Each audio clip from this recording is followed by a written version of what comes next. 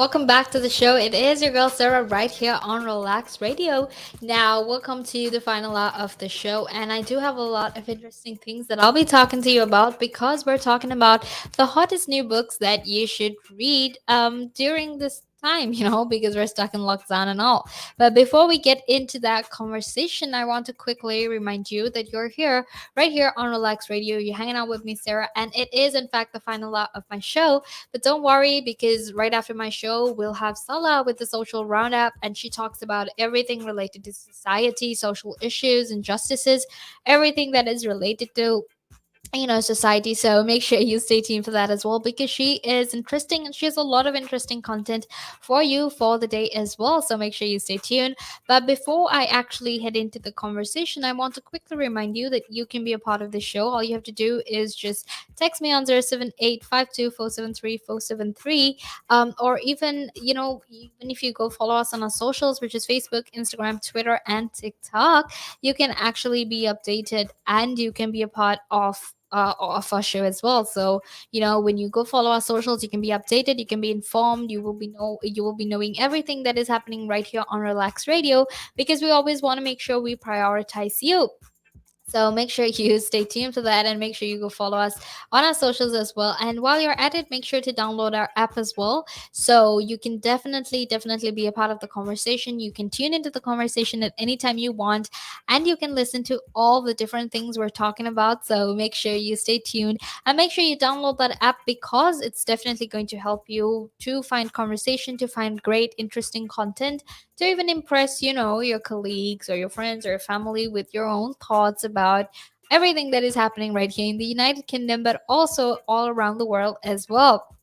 So make sure you stay tuned for that, because right now we're actually going to get into the hottest new books everyone should read. Now, I have to say that because of the pandemic, because of how we've been locked down at home, and we've had a lot of free time. I mean, we've comparatively had more free time than we used to, which means now is probably the best time to take advantage of it, because there's still a few more days left of lockdown. It's probably the best time to take advantage of it and enjoy all these things that you wanted to do but you didn't have time to do. And obviously, I'm talking about the newest books that you should read, because there is some interesting hot new books out there. And as someone who has loved reading ever since I was like 3 years old, I absolutely love knowing about these stories. I absolutely love telling people about these stories as well, because it is in fact very, very interesting. It's interesting to share your thoughts, your opinions about everything that is happening as well. Okay, so make sure you stay tuned, because we will be getting into talking about different books that you could read, and different book genres that you could check out as well. Now, when it comes to genres, when it comes to different types of books, I definitely love myself a lot of crime. I love crime, mystery, detective sort of stories. And I have to tell you, one of my favorite crime novelists is actually Agatha Christie, and I absolutely love Hercule Poirot. So that is my favorite detective. And obviously, I cannot forget Sherlock Holmes as well. He is another one of my favorite detectives out there. And if you watched Sherlock Holmes by BBC, the one with Benedict Cumberbatch, and I can't remember John Watson's name, but if you watch that, it is a wonderful series. And Benedict Cumberbatch has been my longtime crush, so I'm very excited. I was very excited about Sherlock Holmes and everything. So my favorite genre of books is actually crime. I also really, really like historical romance. I don't necessarily like romance, but the only genre of romance I prefer is in fact historical romance. And I think the first historical romance books that I came across was Julia Quinn's the Bridgerton series, and basically Julia Quinn, and I absolutely loved her books. So I have to say, I didn't quite enjoy the series of Bridgerton, but the books are exceptionally written, and I too love those books. So that's just me. I love crime, I love historical romance, I also love good fiction. So I have a lot of really amazing authors out there, some really amazing authors that I really, really love. But the thing is, books are expensive, but that's okay. As someone who very avidly collects books, like for, I mean, as long as I can remember, I've always bought books, you know. Every time for Christmas, for my birthday, whatever it is, if people ask me what I want, I would say, oh, you know, you can give me a book, or you can give me a book voucher, and I would like tell them to get me this. Like, that is always what I would do, right? But to actually get back into this conversation of the hottest new books that everyone should read right now, let's talk about some fictional books that are currently there that, you know, people should read. You know, if you're into fiction, then this is something you should definitely check out. So the first one is called No One Is Talking About This, and this is by Patricia Lockwood. So this is basically about the internet and how the internet is making huge changes on our minds and our hearts, okay? Because it is basically about the internet, you know, making these huge changes in our minds and hearts. So this American comic memoirist's first novel was actually shortlisted for the Women's Prize, and it begins as this savagely witty deep dive into the black hole of social media. And it even confronts real life tragedy and transcendence. Now, obviously, we all know when it comes to social media, you know, it's helpful, but it's also not that helpful at all, right? Because sometimes, you know, at least as far as I have seen, at least from all the research I've read and all the research I myself have done, when it comes to social media, in my opinion, in my perspective, I think there is far more harm in being on social media than actually any good in it, because we're constantly exposed to these unrealistic standards of beauty, of fitness, you know, of perfection. And we ourselves, you know, because we're constantly seeing it, it subconsciously programs our brains to be like that, to, you know, believe in these things and whatnot, and actually accept some of these very unrealistic images that are portrayed. So obviously, because of that, there is a huge, you know, when it comes to all of this, there is this huge gap between between what is actually real and what is actually, you know, fake, right? So that is what this book is about, because she's talking about the internet, about how the internet has changed us, and how, you know, the internet has also created, or, you know, resulted in creating tragedy and transcendence for people all over the world as well. Right now, this next book is definitely by one of my favorite authors, who's Kazuo Ishiguro. I think I don't know if you've read it, but there I can't remember the name of the book right now, but he's an absolutely amazing writer, right? I'm just trying to recall the name of the book, but I actually can't remember the name of the book. And yeah, this is the other thing. I read so many books, I tend to forget. I tend to forget the name. I tend to forget the names of the books I've read because I read so much. And Kazuo Ishiguro is actually one of my personally. You know, he's one of my favorite authors. He has absolutely amazing writing, and he focuses on a lot of very important themes as well. I can't remember the name of the story, but I do remember the plot of it. It was basically about this butler called a butler called Mr. Smith, I believe. I'm not too sure. I can't remember because it was such a long time that I read it. Uh, but you know, the book was quite amazing because it was talking about this anti-colonial hangover that he had, and basically, you know, how he didn't see his self-worth. And it was quite an interesting book. So if you haven't checked any of Kazuo Ishiguro's books, make sure you check it out. But I definitely have to tell you about this new book because this is something I'm interested in as well. It's called Clara and the Sun, and it's by Kazuo Ishiguro. Now, Clara is actually this artificial friend to a sickly teenager who's called Josie. And it's basically Clara acts as our naive guide through Ishiguro's uneasy near future, in which AI and genetic enhancement actually threaten to create a human underclass. So it's very cool that he is focusing on artificial intelligence. He's focusing on artificial friends, and you know, he's actually developing the storyline all around artificial intelligence and genetic enhancement. So basically what happens in this story is Clara's quest to understand the people and systems around her and to protect Josie at all costs, actually, illuminates what it means to love, to care, and to be human.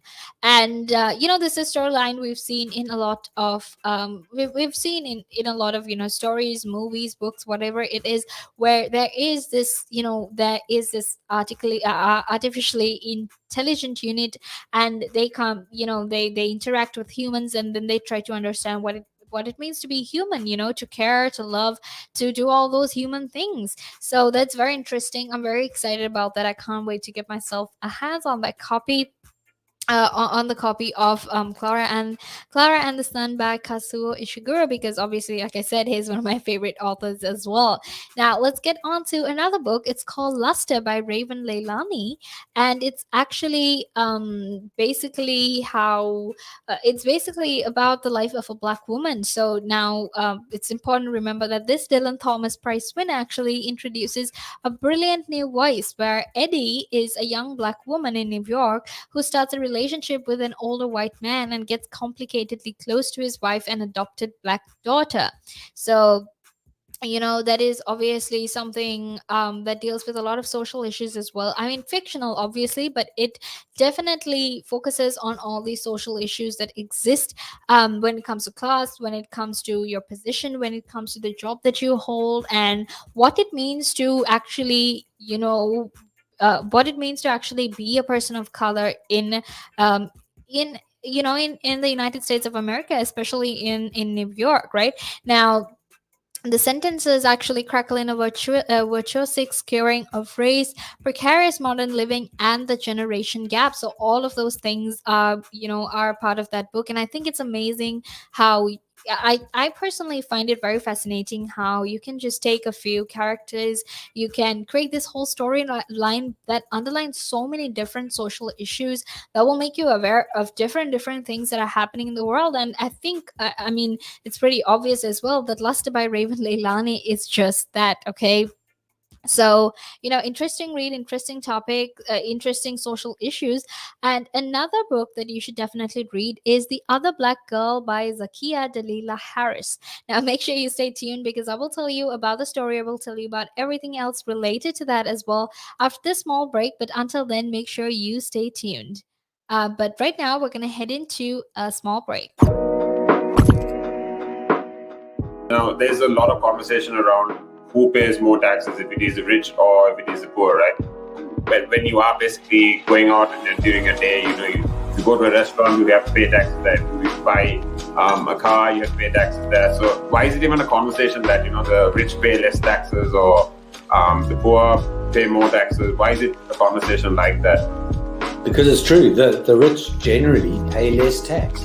A rich person walks into a Tesco's or a Sainsbury's, they're not going to get a different bill than another person, right? They're still going to pay the same VAT on those goods, they're still going to pay the same thing. So that's all the same. However, the differences come in if you can pay yourself from your own company, you can structure it in a way that you pay less income tax through paying a bit of salary, paying dividends, and so forth, and then also deferring income. Also, your pension payments or contributions can be different.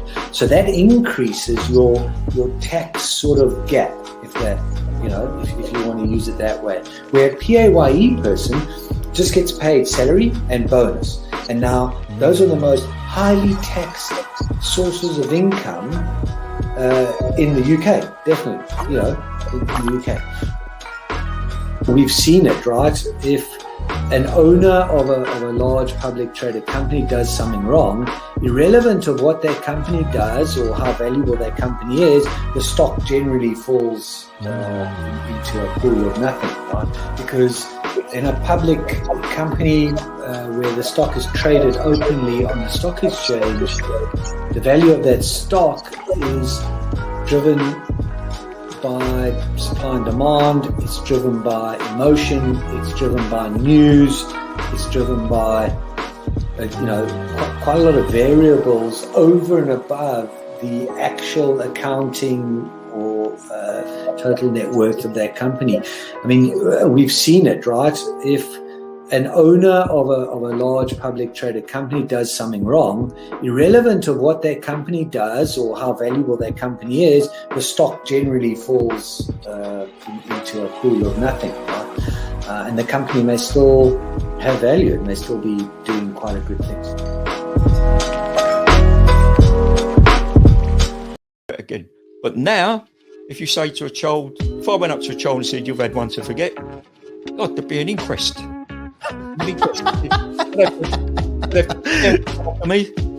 Why did you reject my son? Oh, I haven't rejected your son. I want to talk about, how the generation gap, has how much it's changed, especially when you check the youth nowadays in comparison, to people back in the day.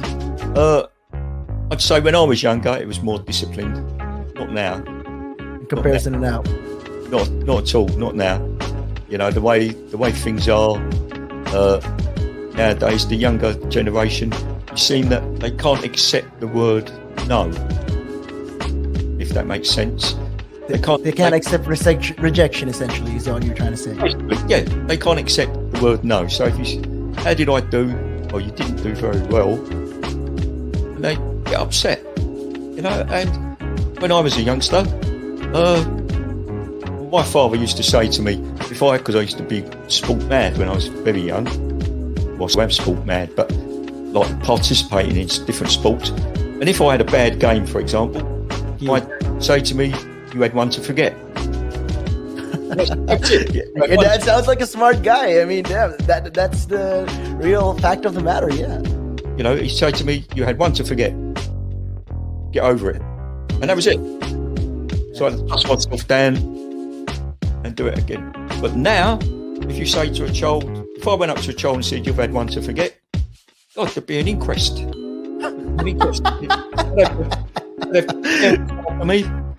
Why did you reject my son? Oh, I haven't rejected your son. Or daughter.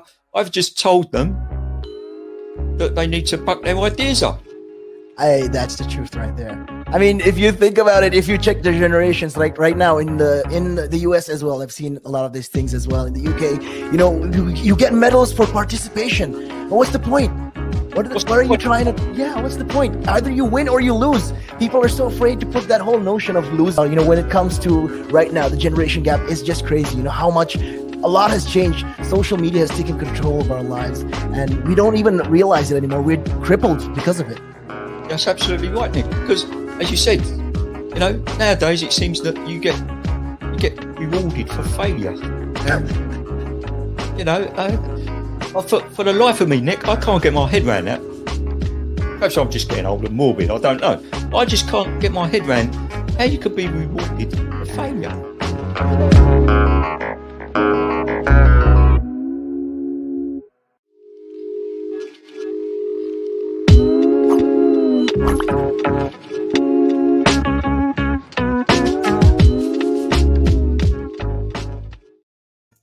Welcome back to the show. It is your girl Sarah right here on the Sunrise, and you're tuned into Relaks Radio. We're talking about the hottest new books that you should read, especially because you all have a little bit of free time right here during this lockdown because of the pandemic. So you might as well utilize it to actually make sure you get the best of everything and make sure that you actually have some time for yourself and you enjoy yourself as well.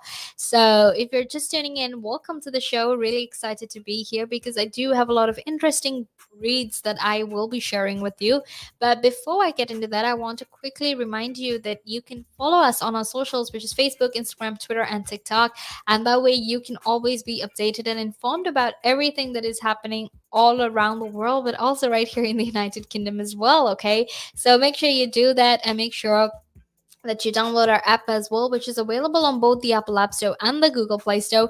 And that way you can definitely make sure that you are a part of our show, that you're a part of the conversation, and that you're sharing your thoughts and your opinions with everyone who is, everyone you talk to, right? So make sure you do that. But right now, let's get back into the conversation we were having. We were talking about the best fictional books out there that you can read. And I was just telling you about the story called The Other Black Girl by Zakia Dalila Harris, right?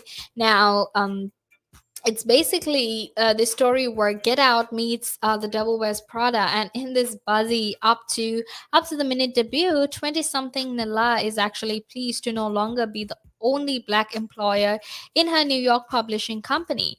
But when new recruit Hazel joins her desk, right? But the thing is, things actually start getting sinister now. While they obviously they recruit few other black people, things start getting sinister because a twisty, darkly comic satire of office culture, identity politics, and white expectations actually come into play. So again, this is another book that focuses on identity politics, talks about racism, talks about these expectations, these ideologies that exist when it comes to white people versus black people, and all of that. That's what this story is about. And I have to say, I'm really liking the sound of it, and it sounds absolutely amazing. So, as soon as I can get my hands on one of these books, I definitely will. I'm looking forward to it. I definitely am. Okay. Now another book that is actually there is another book called My Phantoms by Gwendolyn Riley. Now, it's a shock of novel that anatomizes a toxic relationship between mother and daughter. I have to say, these toxic relationships between parents, mother and daughter, father and son, a mother and a son, a father and a daughter, they're very, very existent in our society right now. And you know what? There's a lot of those toxic relationships as well. And I personally think that the reason you see and you hear about all these toxic relationships is because, this whole stigma that used to surround that all the stigma that surrounded toxic relationships in family was, it was stigmatized, right? You couldn't talk about your family, and no matter how badly your family treated you, you were still supposed to sort of, get move on with it, be okay with it and just move on and just pretend like they weren't abusing you at all.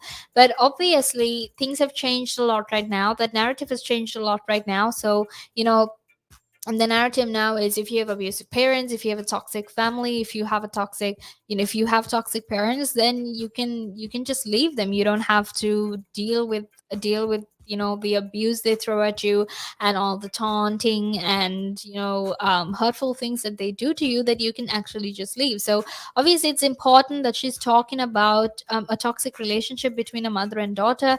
And obviously in this she will break some of those stereotypes as well. There will be a lot of social concerns, social narratives that exist when it comes to children leaving their parents if they're toxic and whatnot. So she'll be talking about all of that, because Riley's icy style and uncanny ear for dialogue actually creates this unflinching prose that is funny and even devastating by turns. So definitely something to look out for.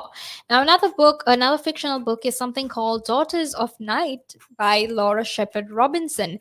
So this is definitely my genre of books, which is crime, detective stories sort of thing, because this intricately written and absorbing historical crime thriller actually spans all levels of Georgian London. And what it basically talks about, or what this book is about, is actually a woman with her own secrets who investigates a murder in Vauxhall Pleasure Gardens. So again, something very, very interesting. I'm really loving the storyline, especially because it's set in Georgian London. That means I will definitely see some of those attitudes, some of those thoughts, some of those stereotypes that were there during that time projected in it. And it's definitely something to look out for, because you yourself can analyze and see if all those stereotypes and perceptions that existed at that time is in fact in that book as well. So definitely something interesting to check out. And now let's actually move on to the nonfiction section. Not necessarily my favorite, but I have to say there are quite a few nonfiction books out there. There are quite a few good nonfiction books out there, at least the stuff I've read. Because like I said, not the biggest nonfiction fan. I don't know why that is. Maybe you can psychologically analyze me and say I just have issues accepting reality, which is sometimes true, because sometimes I am in denial. But that doesn't mean that I have to not read any fictional books, right? Because it's always interesting. It's always there are always different types of stories that you can actually different types of stories that you can read, different types of perspectives, different types of problems that you can always be aware of. And I think that's very, very good. It helps you be a much more rounded individual, someone who has a much better idea on everything that happens in the world and all these different problems that exist in the world as well. So, and then there's also the favorite quote that says, someone who reads has actually lived, someone who reads books has actually lived 1,000 lives. And it's very interesting to see different things from different perspectives. So, definitely make sure you read some books. And if you are not the type that reads books, then make sure you at least try reading one. It's never a bad habit, it's never something bad, it's never something bad to actually try reading a book. And if you like it, then you can continue that habit. So the first nonfiction book is something called The Secret to Superhuman Strength by Alison Bechdel. And it's basically, if you've never read a deeply personal, stomach shakingly funny, existential graphic memoir about exercise, mortality, and self improvement, you can actually start out with this one. And she's actually the very talented artist behind Fun Home. So, if you want to start a book about self development, health, exercise, things that we're currently focusing on during the pandemic, then this is the best place to start. Okay, the name of the book is The Secret to Superhuman Strength by Alison Bechdel. Make sure you go check it out. And make sure, if you're interested in it, make sure you purchase it as well. Okay. Now, this next book is called The Heartbeat of Trees and Embracing Our Ancient Bond with Forests and Nature by Peter Wolleben. And it's a simultaneously stimulating and soothing blend of nature writing and science. And this detailed examination of the consciousness of trees may actually disappoint readers who want to commune with the forest, but but in fact, it strongly encourages tree hugging for our own human sake. Okay, so if you're thinking of conversing with the trees, if you're thinking of not necessarily conversing, but rather if you want to commune with the forest, sort of deal, well, you're going to be a bit disappointed. But it's about trees, it's about the beauty of nature. Or it's about embracing our bond with forests and nature. And I think that book, it definitely focuses on something very, very important, because in recent times we've lost our touch with nature, right? Because of industrialization, because of how fast we are moving forward in this world, we've completely lost that touch we have with nature. We've definitely completely lost all of that bond we had with nature, because you've seen documentaries, you've heard of stories as well of how our ancient how our ancestors had this huge, or this really amazing bond with all the trees and the forests and nature out there, which is something that we definitely don't have. So if you're one of those people who loves the planet like I am, if you're trying to get more in touch with nature, then this is a really good book to start with. And this is definitely something you should check out as well. Now, another nonfiction book that you can actually check out is something called One of Them, an Eton College Memoir by Musu Okwanga. Now, it's an elegantly crafted memoir that actually weaves together the two strands of Okwanga's early life, that takes in the rise of the far right in his mostly white working class hometown and his time at Eton. And the result is actually a unique insight into race and class in Britain today. So, like I said, this is why I find books very fascinating, because it focuses on a lot of social issues, it focuses on a lot of themes as well. And I think it's very, very amazing how they very subtly, sometimes very subtly and sometimes very directly touch on these topics and explains it in a way that is understandable to everyone, which is very cool craft if you think about it. Not everyone has that talent, not everyone can explain things the way other people understands it, because I for one definitely am bad at that. I remember back when I was in school, when I had to explain things to kids in my class who wanted help or something, and I would find it so hard, because I mean, I understand things, but when it comes to explaining things to other people, I am so bad at it, and it was so bad. I don't want to think about that, terrible memories, but not terrible, more like cringy memories. So not something I want to recall, right? Now, another book that you can check out is something called The Sleeping Beauties and Other Stories of the Social Life of Illness by Suzanne O'Sullivan. So, a lot of people call it mass hysteria, and some call it greasy sickness, which is basically crazy sickness or mass psychogenic illness. And what neurologist O'Sullivan actually makes clear in this fascinating and compassionate account is that these illnesses are real and that they sometimes allow voiceless people to make themselves heard, and that with the right support, these people can actually be helped. Okay.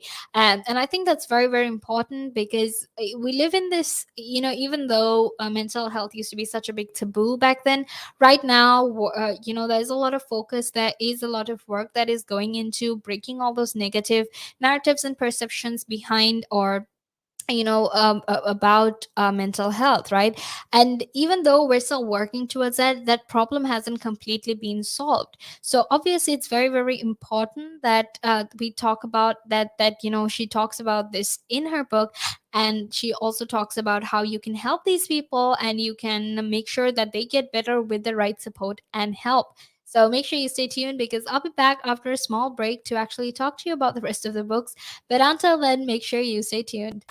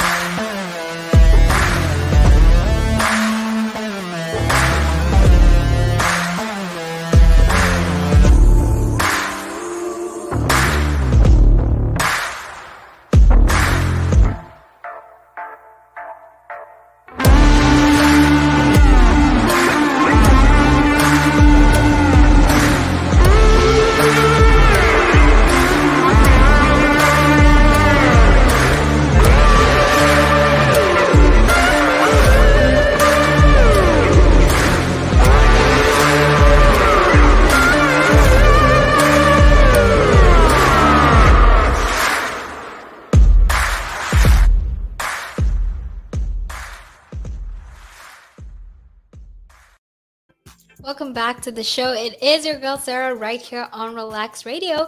Now, like I said, we were just talking about all these different types of books that you can check out with all of the time that you have on your hands right now, especially because we might not get the time that we have right now again. So I was just telling you about all these different books that you can check out, and there is a lot of interesting reads. So let's get back into that conversation. But I want to quickly remind you that before we get back into that conversation, before I actually tell you about all of the different books that you can check out, I want to really quickly remind you that you can actually follow us on our socials, which is Facebook, Instagram, Twitter, and TikTok.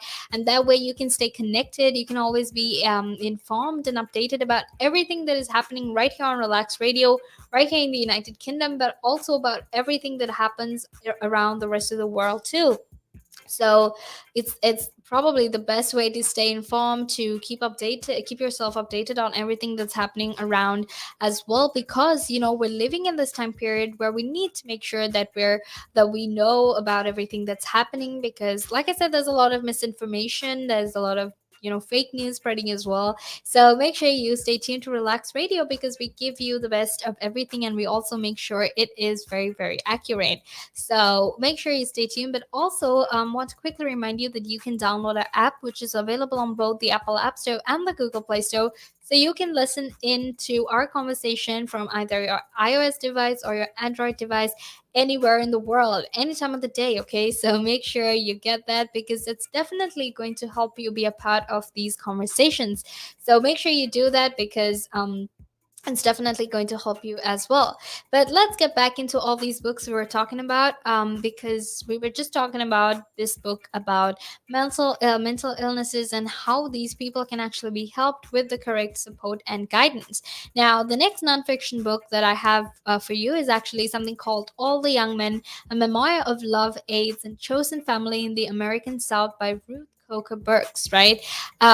Which is so I personally want to definitely check this out, because recently I was watching the TV series Post, and I was, obviously while I was watching it, I was getting a lot of insight into how into this whole situation that was there surrounding AIDS, and all the stigma and all the discrimination that people with AIDS had to face. So obviously, this book is a perfect real life counterpoint to Russell T Davies' It's a Sin. And All the Young Men actually recalls how Bugs held hands, cooked meals, and even fought for care for hundreds of men stigmatized and abandoned as they died of AIDS. And it's in fact a very tender and bracing reminder of all too recent history. Something that we really, something that is very, very important, an issue that is still there, obviously, but things are much better. I can't say it's completely better. I can't say there's absolutely no discrimination for people with AIDS, but of course, in terms of healthcare, in terms of some of the resources that they have right now, it's definitely much, much better than what people who initially got AIDS had to go through. So this book is in fact a reminder. It's in fact a story that explores all the problems that they had to face, and it also makes us understand how much of how much of things that they went through as well. And the next book is something called Stronger, Changing Everything I Knew About Women's Strength, which is by Purna Bell. Now, Bell actually took up powerlifting after the death of her husband, and she can now lift more than twice her own body weight. Okay, and it's crazy, because that is a huge amount. And in this story, what she does is, it's quite defiant, and it's even a reflective memoir, because she examines the ideas around women and strength, resulting in challenging a positive and powerful call to arms, right? Muscled arms, if I put it that way. But this is also very important, because we've seen how there are so many different conversations regarding women and strength, and more often than not, people tend to think that women aren't strong enough, but that's not true, because that's what she's doing in this book. She's actually, she's rebelling against those ideas, those narratives that exist, that say, women aren't strong, women can't do this, and women can't do that. And I think that's a very, very, it's a pretty good way to address that conversation, just by showing them, look, I can already do this. So I definitely know that what you're saying is not true. So quite a nice and interesting read as well. But right now, let's move into the paperbacks. So we have a book called Pandora's Jar, which is about women in Greek myths by Natalie Haynes. Okay, now when it comes to women in Greek myths, I don't have to tell you that there is a lot of victim blaming in all of these situations, right? Let's talk about Hera. Let's talk about Medusa. And basically, if you take majority of the women in Greek myths, we know that they have been marginalized. We know that they often are victim blamed in those myths as well. Now, this book, although, is about Pandora, and it's basically about how Pandora didn't actually have a box. And that's just one of the things you'll learn from this funny geeky guide to Greek myth by the stand-up classicist. Okay, so you can definitely find definitely a lot of guidance when it comes to Greek myths, because sometimes, to be quite honest, it can get a bit confusing, because there are so many different Greek myths out there, and sometimes their names are so confusing as well, right? But I absolutely love Greek mythology, I have to say that. So I am very interested for this one as well. Now, another paperback book that you can actually check out is something called Explaining Humans: What Science Can Teach Us About Life, Love, and Relationships by Camilla Pang. This writer is a writer with autism spectrum disorder, and she uses scientific concepts to help her understand human behavior. And other humans have actually a lot to learn from her about both, right? This is also a very important book because, like I said, when it comes to autism, when it comes to autism spectrum disorders as well, people with autism find it very, very hard to, to go about with their lives. And more often than not, there is in fact a lot of stigma. There is in fact a lot of discrimination and marginalization that autistic people have to face. So in this book, what she's essentially doing is she's dealing with all those she's dealing with all those narratives. She's talking about how she herself experiences life, her perspective of life versus how other people see her as well. So it's a very interesting read, very good as well, because you will now get to understand both the perspective of someone who has autism, someone who is a part of the autism spectrum disorder, and you'll also understand the perspective of someone who doesn't have autism and how they see people with autism as well. So that is something that you can definitely check out if you're trying to make yourself aware, make yourself more aware and informed about autistic people. The Vanishing Half by Britt Bennett is also another interesting book that you can check out, which is basically this family saga about black twins in the United States. Now, one of them actually takes a white identity, and it has in fact been a critical and commercial smash. So, if you want to know all about it, if you want to know about black versus white identity, if you're interested in that kind of thing, well, then this is definitely something you can check out as well.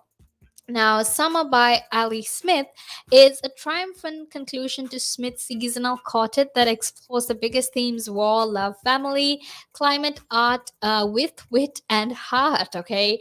Now, obviously, these are some of the biggest themes, even though it's 2021, these still remain some of the biggest themes. And you know what? They're still going to continue being one of the biggest themes because things like love, family, and art are very, very important things. And other things like war and climate will actually continue to prevail. So obviously, this book, Summer by Ali Smith, actually deals with all of these very important, big themes that are there in society, that are constantly there as well. So definitely something that you can check out if you're interested in these themes, or if you're interested in something that is very relatable for the entirety of time. Now, Shuggy Bane by Douglas Stuart is also another nice paperback book that you can check out because it's soaked in love, agony, and booze. The Booker-winning tale of a young boy and his alcoholic mother in the 1980s, in 1980s Glasgow rather. That is what it's about. So if you're interested in that kind of thing, if you're interested in finding about the tale of a mother and child, especially, something, definitely, it's definitely a difficult conversation when you're dealing with parents who are alcoholic. It's a difficult conversation. So if you can relate, if you want to know something along those lines, then that is definitely a book you can check out. Now, this is definitely again something that is definitely my genre, which is The Thursday Murder Club by Richard Osman.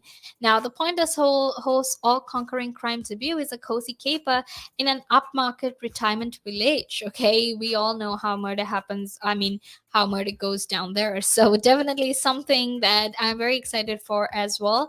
Can't wait to check out some of these books. And if you're not someone who's into reading, if you're not someone who really likes reading, but you do want to check out some interesting reads, then make sure to check out one of these books, because there's quite a variety. There is quite a lot of different genres, social issues, themes as well. So make sure you check it out because it's definitely going to be really, really interesting as well.